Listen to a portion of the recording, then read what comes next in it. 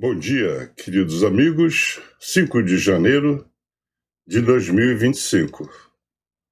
Tá, são 5 horas da manhã aqui no Rio de Janeiro, 10 horas lá na Ucrânia, e tivemos um bocado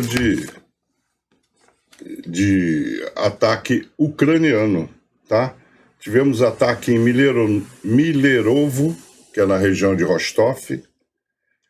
Tivemos também naquela Taganrog, né, aquela base aérea, também Rostov. Tivemos um ataque em Voronezh, ataque em Kazan e muito falado naquele porto de Ust, não sei o que, lá em Leningrado.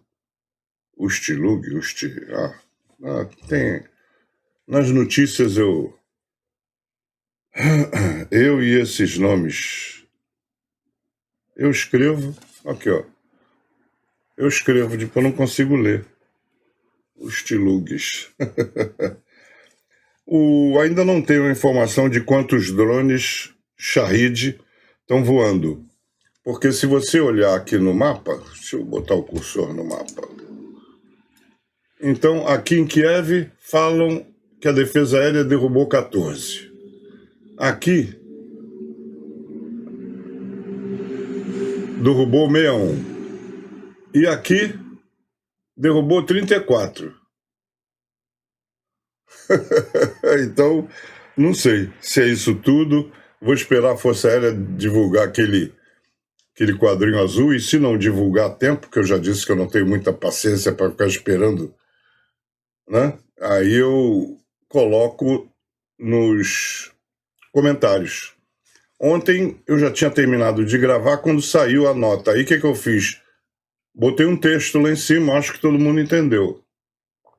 Mas nem sempre dá, porque é muita coisa para editar e muito tempo para subir. É mais de meia hora de upload e quase 1 hora de edição. Então, são 5 horas. Se eu bobear, vai subir 6h30. Eu tento subir 6 horas, que é mais ou menos o horário da tal live lá do Velgas, tá?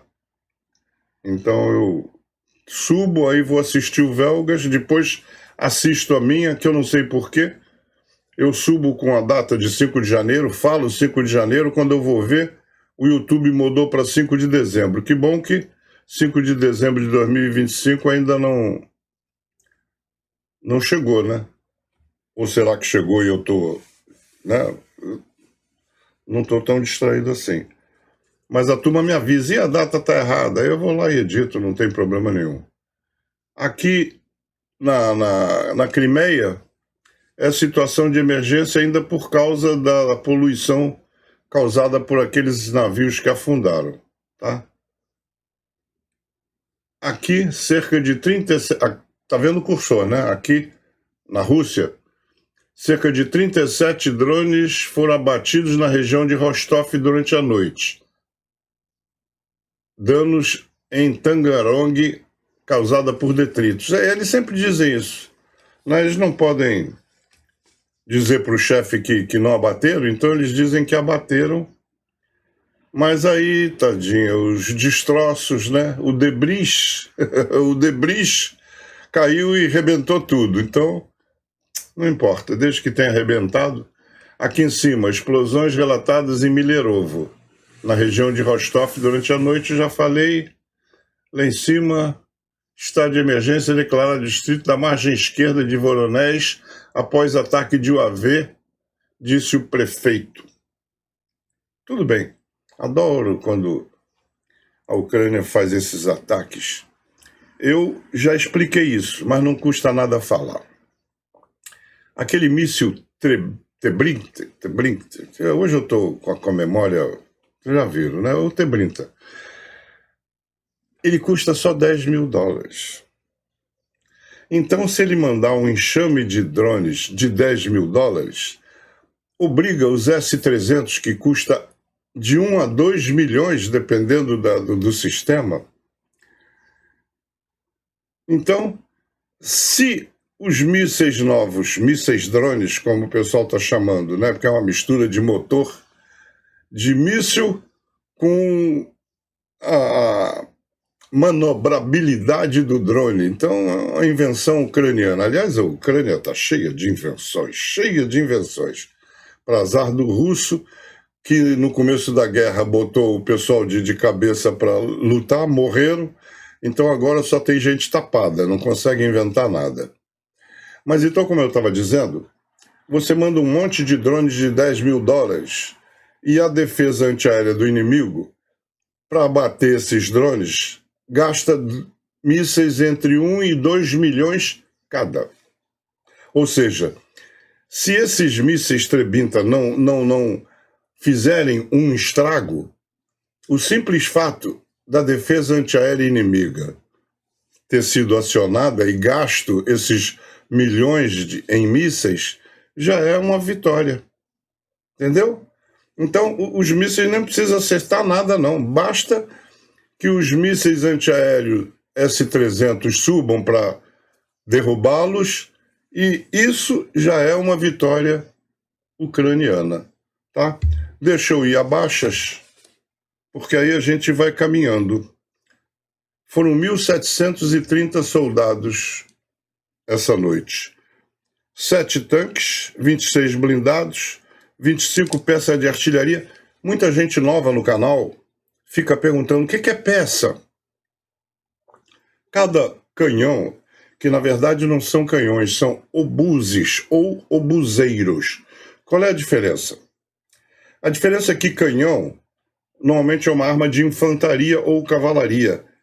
Ele atira olhando pela luneta o alvo e o alcance fica entre 1.000 e no máximo 2.000 metros. Isso é canhão de infantaria. Tá? A artilharia não usa canhão. A artilharia usa obus ou obuseiro. É a mesma coisa. Como também a granada se chama granada de obus ou obuseiro. O que acontece? A artilharia faz o que a gente chama de tiro indireto. Ela entra em posição escondida atrás de um morro. Por quê? Porque o canhão faz um clarão muito grande, uma fumaceira muito grande. Então, se alguém estiver olhando de binóculo, vai localizar. Para evitar isso, você se esconde no meio da floresta, ou, quando o lugar é plano, ou então atrás do morro. Eu, por exemplo, quando era comandante da linha de fogo, procurava um morro e entrava em posição atrás dele e atira por cima. É o que a gente chama de tiro indireto. Tá? E cada obus, cada obuseiro, ou para vocês entenderem, cada canhão, a gente chama de peça. Tem um sargento que é chefe da peça e a guarnição da peça. Então, uma bateria é um grupo de peças. Aqui no Brasil a gente tem bateria de 4 ou de meia dúzia peças. Isso é uma bateria. Uma bateria tem 4 a meia dúzia peças. 3 baterias formam um grupo de artilharia. Tá? E depois vai crescendo para brigada, que aqui no Brasil a gente chama de artilharia divisionária. Então a AD1, que é a artilharia divisionária Cordeiro de Farias, fica em Niterói, mas é daqui do Comando Militar do Leste. Então tem lá as suas unidades de artilharia, que são grupos de artilharia, cada grupo com 2 a 3 baterias de tiro e por aí vai. Espero ter explicado, que toda hora me perguntam o que é peça. Então eu parei em 25 peças de artilharia, ou seja, 25 obuseiros inimigos. 91 uma vez e 97 veículos. Eu não posso nem chamar de viatura. Vocês já viram que eu acho que não tem mais viatura no exército russo, não. O poderoso exército russo tem motocicleta, carrinho de bebê, e carros particulares. Tá?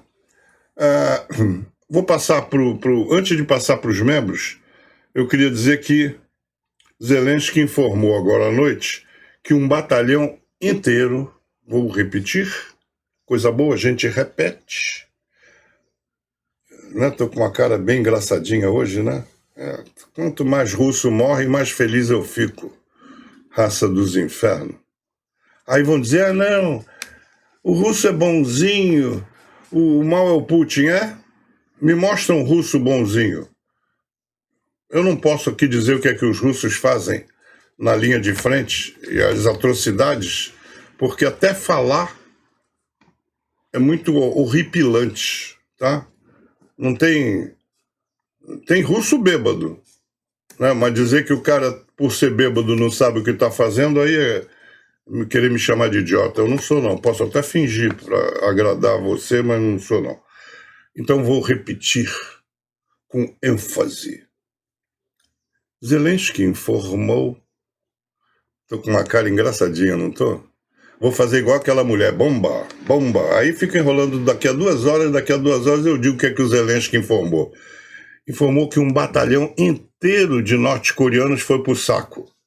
Saco preto mesmo. Junto com ele, alguns marines, quer dizer, alguns fuzileiros russos. Isso na região de Kursk.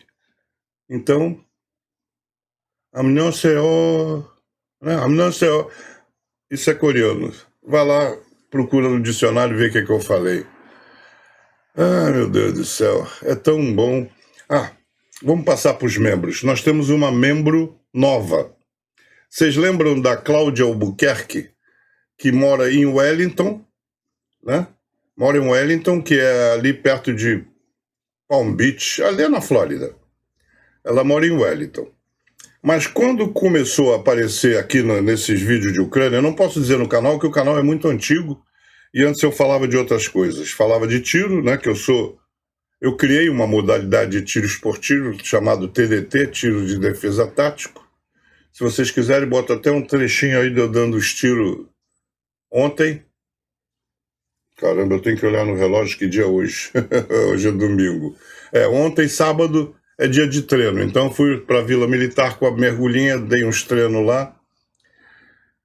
E antes o vídeo falava disso e falava de exército, né? Atividades militares, solenidades, formatura, passagem de comando. Aliás, passagem de comando, esse mês temos 2 de bons amigos. O comandante do 1º Batalhão de Guardas, né? Aquele que tem o lema de a guarda morre, mas não se rende, Tenente Coronel Aquino, vai passar o comando dia 23. Ele vai para Brasília, a carreira dele tem que continuar, mas é chato, né? Porque a gente se acostuma a ter um amigo. O batalhão de guardas é aqui perto da minha casa, então quase toda hora eu estou indo lá para resolver problemas de tiro, né? Porque quem controla o atirador esportivo é o Exército, e aí no meu caso, por causa do bairro, é o BG, 1º BG. E o outro amigo querido que vai embora, e dessa vez vai embora para casa, final de carreira, é o Coronel Colangelo, do Campo de Instrução de Jericinó. O SIG, se você olhar do espaço, é uma das 3 manchas verdes que tem no Rio de Janeiro. A maior mancha verde é a Floresta da Tijuca. É a maior floresta urbana do mundo. E eu gostava de, com a mergulhinha, caminhar, treinava muito caminhando pelas trilhas. São 113 trilhas lá na Floresta da Tijuca, eu fiz todas. Fiz, inclusive, tem um livrinho que a gente comprava lá no centro de visitantes, que dizia as trilhas, a gente ia seguindo. E teve uma trilha que não é documentada, que é a da travessia da Floresta da Tijuca lá para Jacarepaguá. Essa não é documentada, mas um guia do IBAMA, né? Agora é ICMBio, não sei o quê. Mas um guia que vivia com a gente caminhando, levou um grupo nessa travessia que foi bacana. Eu escorreguei, caí no rio com máquina fotográfica. Faz parte. Então, por isso é que eu digo, a Cláudia entrou agora nessa fase, que é a segunda da Ucrânia, porque eu já tinha dito, a primeira fase da Ucrânia foi lá quando houve a invasão, e depois eu perdi o interesse e parei de fazer, porque eu ficava assistindo o Peter. Naquele tempo não tinha Velgas, era só o Peter. Eu assistia o Peter, então não precisava ter trabalho. Eu ia lá e assistia, não é mais fácil? É o que vocês estão fazendo. Assistindo assistindo eu. Mas depois dessa segunda, quando a Ucrânia invadiu a Rússia, né, invadiu Kursk, aí eu me animei e vocês me envolveram e aqui eu virei empregado. Todo dia eu tenho que marcar ponto aqui e fazer o troço. Não é que eu quisesse, foi vocês que botaram a faca no meu pescoço. Então, como eu disse, a Cláudia começou no Canadá. Ela estava no Canadá. Não, ela não dizia a cidade, eu não sei qual foi a cidade. Mas ela dizia Cláudia Albuquerque do Canadá, estava lá visitando os netos. Aí, no Natal, os netos acho que foram a Wellington, ela já estava na Flórida, e agora ela está em Brasília. Acho que também tem neto em Brasília, então a Cláudia está no Brasil e é a mais nova membro do canal. Enrolei bastante, vamos aos membros.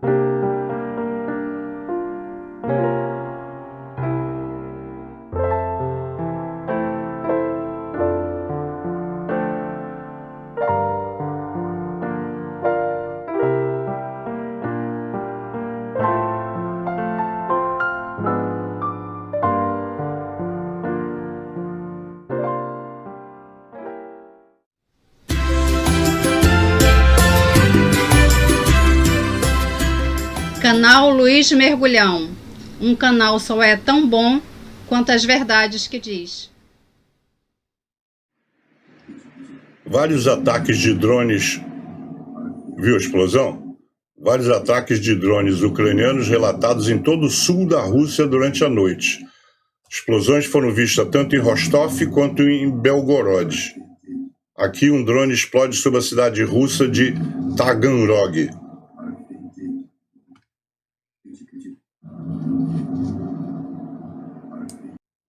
A Ucrânia está equipando os jatos Sukhoi 25 com bombas planadoras francesas para ataque de precisão, aquela Hammer, martelo.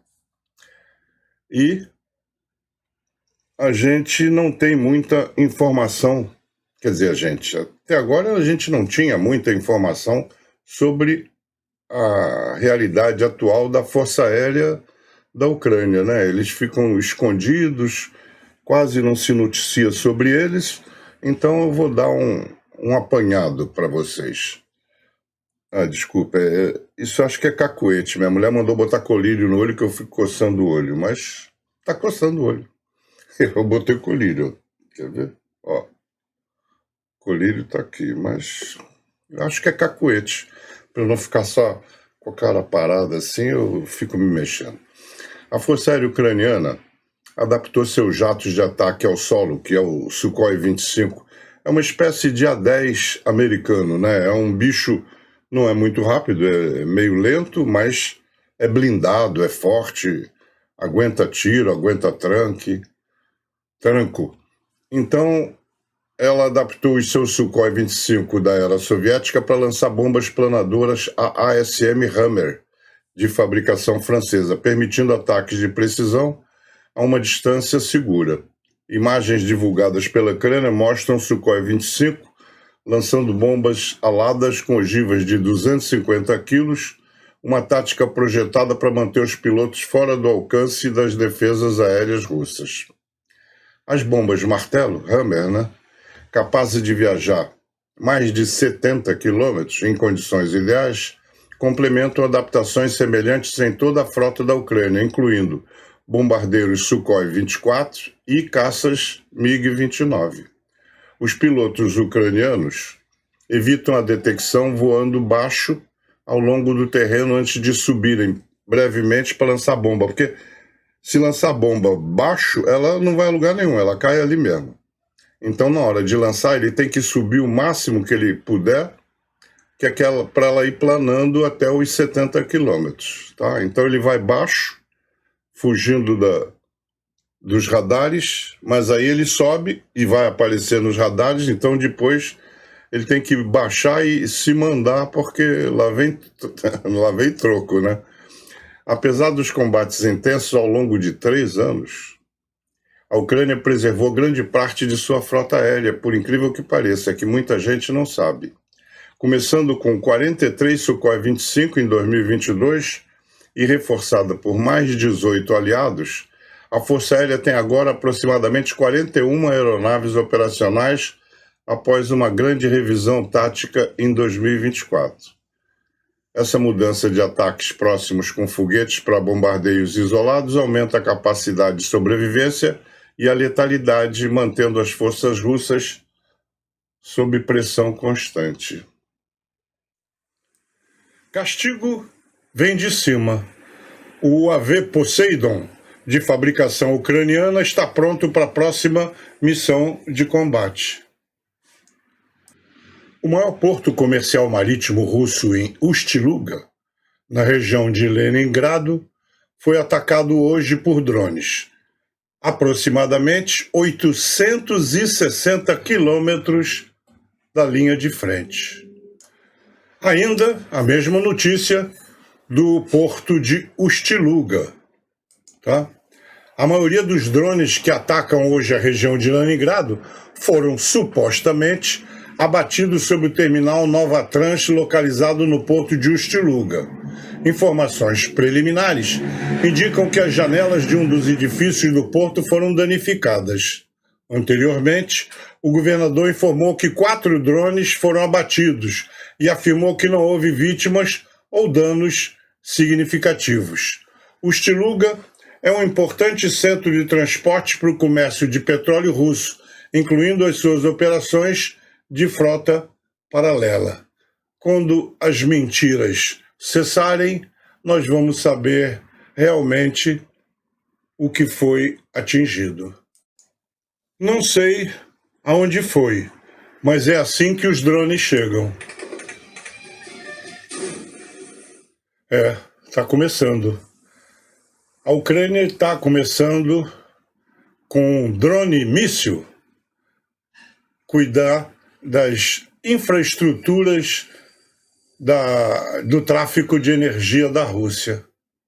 O próximo é o Yamal LNG, o terminal, por favor. A Ucrânia tem que parar com alguns líderes da União Europeia e acabar com esse vício deles de comprar gás barato. Esse é o Ust-Luga antes. Agora a gente está esperando informações. Os navios de guerra finlandeses e estônios, quer dizer, da Estônia, iniciaram efetivamente um bloqueio das rotas marítimas de São Petersburgo ao Báltico. Estão a deter todos os navios-tanque de gás e produtos químicos, reunindo-os num local entre Tallinn e a Helsínquia, e depois verificando-os quanto ao envolvimento das violações de sanções. Lembro que Tallinn é a cidade onde mora a Rafa, membro do nosso canal. Recebemos a notícia de que as Forças Armadas da Ucrânia ganharam o sudoeste de Ivanovsk, na direção de Bakhmut.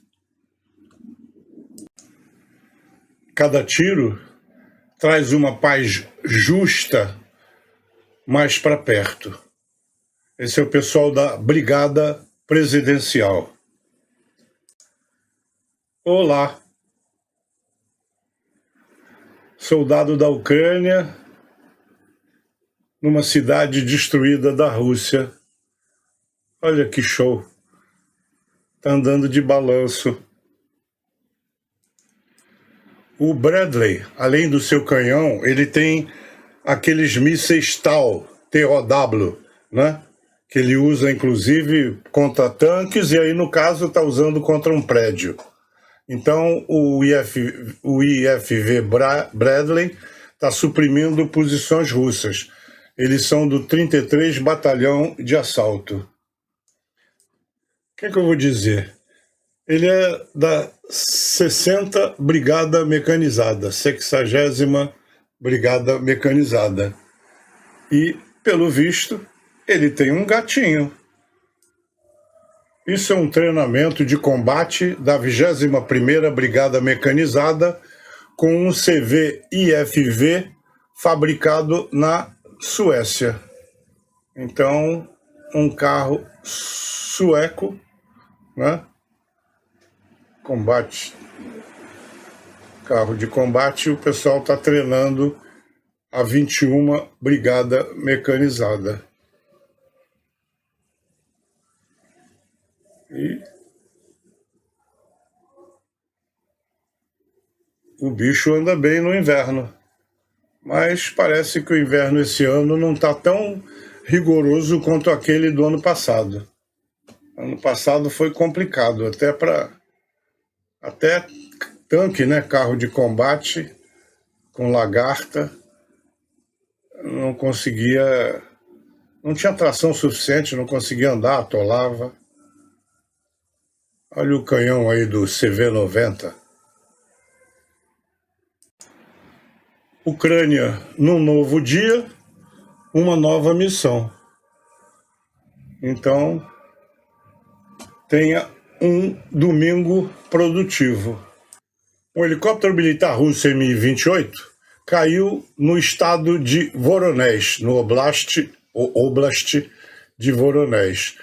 Segundo a Astra, o acidente ocorreu no dia 1º de janeiro por volta das 18 horas, no distrito de Kamensky. Ambos os membros da tripulação foram mortos. O helicóptero caiu a 250 quilômetros da linha de frente. A causa do acidente ainda é desconhecida. Acidente ou não, -1. Mais uma boa notícia. Um comandante russo ligado ao massacre de civis em Rosa foi alvo da inteligência ucraniana, de repente para comemorar o aniversário do Budanov. O comandante Konstantin Nagaiko, da 112 Brigada de Mísseis, teria sofrido múltiplos ferimentos por estilhaços, inclusive no cérebro, e está em estado crítico. Não por causa do cérebro, porque esses caras da Rússia não tem nada lá dentro da cabeça mesmo, mas pelo resto das suas condições. Infelizmente, isso é Marinka, Volchansk, Bakhmut e Severodonetsk. O Fighter Bomber postou no Telegram essa foto com a legenda seguinte: sinais por toda parte. Não entendi. Sinais de quê? Sinais de que esses aviões russos estão esperando a Ucrânia testar seus novos mísseis lá? A Marinha da Ucrânia atinge 50 alvos russos e força a retirada da frota do Mar Negro. Em 2024, as forças navais da Ucrânia atingiram 50 alvos militares russos, incluindo instalações na Crimeia ocupada, perturbando significativamente as operações inimigas. Os principais ataques tiveram como alvo aeródromos, depósitos de munições, locais de produção de Shahid e centros logísticos. Os ataques forçaram a frota russa do Mar Negro a realocar a maioria dos navios de guerra, incluindo os portas-mísseis Calibre de Sebastopol para Novorossiysk, limitando, ao mesmo tempo, o movimento naval russo no Mar de Azov. A segurança dos corredores marítimos permitiu à Ucrânia exportar milhões de toneladas de cereais, fortalecendo a sua economia e apoiando a segurança alimentar global. O vice-almirante Oleksiy Neipapa elogiou o reconhecimento da aviação, que identificou 400 alvos russos e apoiou as operações com treinamento aprimorado de pilotos de UAV. Essas conquistas marcam um golpe crítico nas capacidades navais da Rússia, forçando retiradas estratégicas e enfraquecendo seu alcance operacional. Para 2025, a Marinha da Ucrânia pretende expandir a formação, melhorar a identificação de alvos e continuar a degradar o potencial militar da Rússia, garantindo um maior domínio marítimo. Aliás, eu esqueci de dizer ontem de que a Ucrânia voltou aos níveis de antes da guerra com relação à exportação de grãos. Imagens da vila de Sherbinivka, na região de Donetsk, captura um momento dramático quando um tanque ucraniano T-80U do 49 Batalhão de Assalto enfrenta soldados russos a queima-roupa. O tanque dispara poderoso fogo direto sobre uma posição onde as forças russas se preparavam para um ataque, neutralizando a ameaça com precisão e força. O vídeo destaca o uso decisivo de poder de fogo blindado para interromper as operações inimigas e proteger as posições ucranianas nesta área contestada. Zelensky está dizendo que a Ucrânia está se preparando para a reunião em Ramstein nessa semana com dezenas de nações parceiras. Entre eles estão países capazes de reforçar as defesas da Ucrânia, não apenas contra mísseis, mas também contra bombas guiadas e aviação russa. Discutirão isso e os persuadiremos, diz ele, a vida na Ucrânia precisa de proteção agora. Os sistemas de defesa aérea devem funcionar. Você acredita? Um pelotão de 14 soldados russos se rendeu a apenas 2 paraquedistas ucranianos da 79 Brigada de Assalto Aéreo. Olha lá, os 2 e a fila de presos. Esse é o campo de aviação militar de Baltimore. Não é Baltimore nos Estados Unidos, é Baltimore na Rússia. E ele foi atacado por 5 drones na noite de 2 de janeiro. Hoje, a região foi novamente atacada por UAVs. Residentes locais relataram explosões. Porém, o resultado do ataque ainda não é conhecido. Vários canais do Telegram estão dizendo a mesma coisa, que os Mirage franceses estão chegando. O ataque de UAV ao porto de UST Luga, na região de Leningrado, na Rússia, ocorreu contra o complexo estável de fracionamento e transbordo de condensado de gás, de acordo com analistas da OSINT. Eu já falei isso ontem, mas coisa boa não custa repetir. A Ucrânia está desenvolvendo uma nova modificação do míssil Trembita, que será uma munição de ataque profundo mais barata do mundo, segundo o jornal The Telegraph. A versão atualizada do Trembita será capaz de atingir alvos a uma distância de até 400 milhas, ou 643 quilômetros, e seu custo será de apenas $10.000 por unidade. Cada S-300 disparado para tentar derrubar o Trembita custa de 1 a 2 milhões. Os soldados do Grupo Báltico continuam destruindo equipamentos russos e suas posições. Dessa vez havia um carro com algo muito explosivo. Eles também atingiram um BMP cheio de mísseis antitanque, voaram para a escotilha do BMP-1 e danificaram outro BMP e muito mais.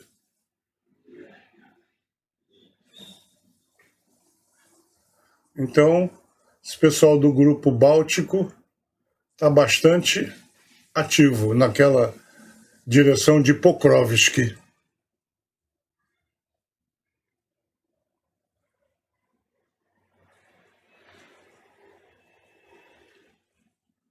Bum!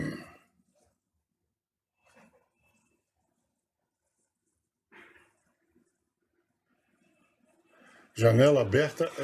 200 pilotos ucranianos receberam treinamento básico no Reino Unido antes do treinamento em caças F-16. Agora, não contem com esses F-16 ainda nessa guerra. Isso aí vai ser para o futuro, porque treinamento básico é decolar, posar. Muito longe de um combate real.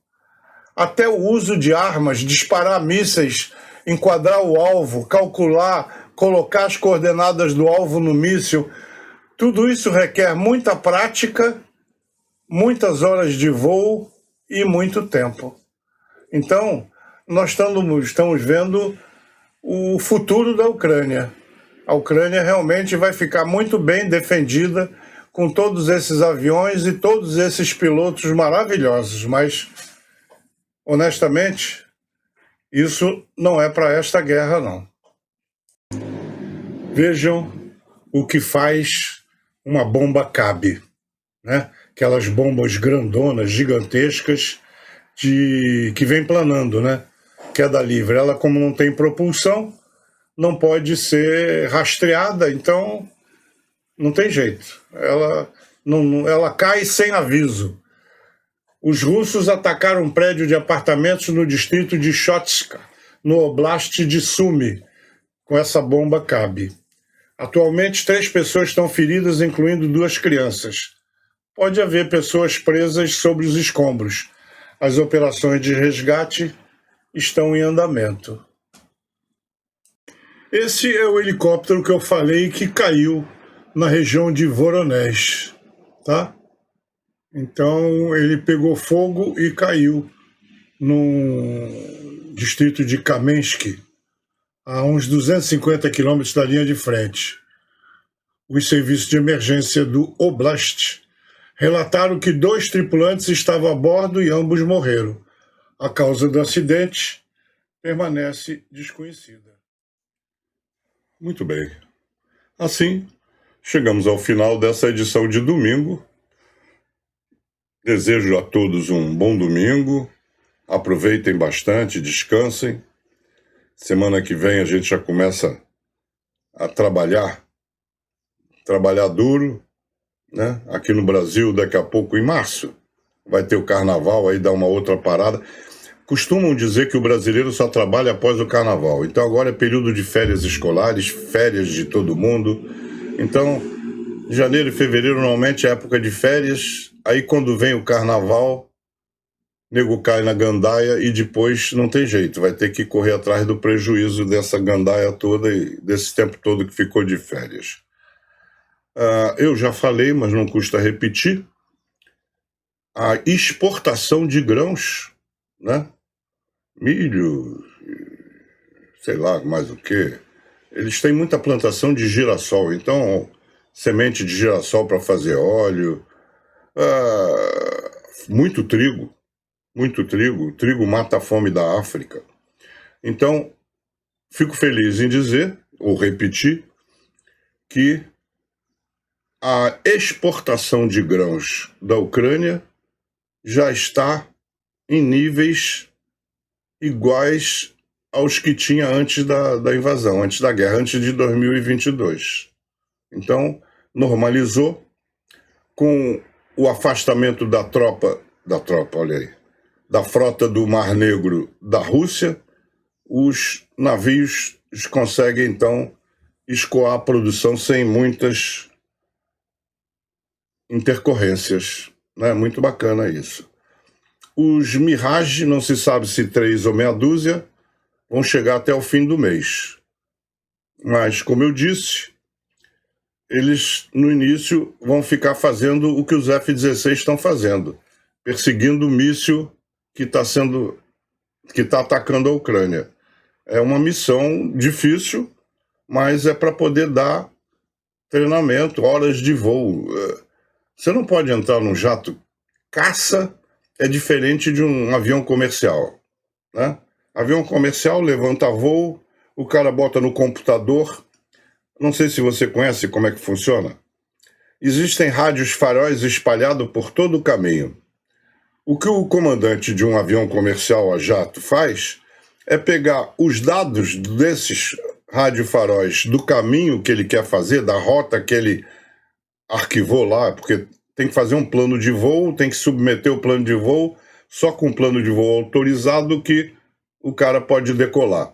E aí o que ele faz é pegar esses radiofaróis e bota. Então, ele decolou, ele aponta o avião para o primeiro radiofarol. Aí o avião vai sozinho, piloto automático. Quando começa a fazer a curva que chegou no primeiro farol, ele já tem no computador qual é o segundo farol. Ele só aperta um botão e o bicho vai para o segundo farol, terceiro, quarto, até chegar no destino. O caça não é assim. O caça, né? O cara não tem plano de voo, não tem nada. Ele tem mais ou menos uma noção de para onde é que ele tem que ir e, como caça, ele vai caçar, né? Então, se é um bombardeio, quer dizer, se ele está carregado com bombas ar-terra, ele tem um alvo. Normalmente são dois alvos que um caçador, né, um piloto de caça, coloca aqui no Ocidente e no computador. Não sei se na Rússia tem computador, né?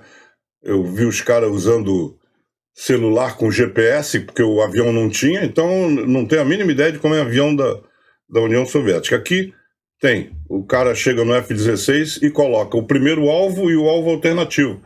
Porque por algum motivo ele pode não conseguir alcançar o primeiro alvo. Ou porque a defesa antiaérea inimiga estava ativa, ou porque ele teve que desviar porque vinha avião inimigo. Como eu disse, o avião de caça, ele está solto no ar.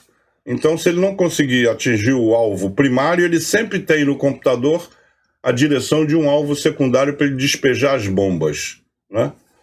E, atualmente, eles não estão indo com bomba para terra, ar-terra. Eles estão indo com míssil ar-ar, ou seja, eles vão com míssil para poder localizar pelo radar a chegada de algum míssil de cruzeiro inimigo. Balístico eles não conseguem, o balístico vem do ar, né, vem do espaço.